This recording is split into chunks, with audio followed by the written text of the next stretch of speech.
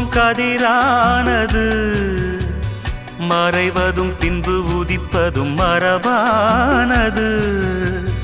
கடல்களில் உருவாகும் அலையானது விழுவதும் பின்பு எழுவதும் இயல்பானது.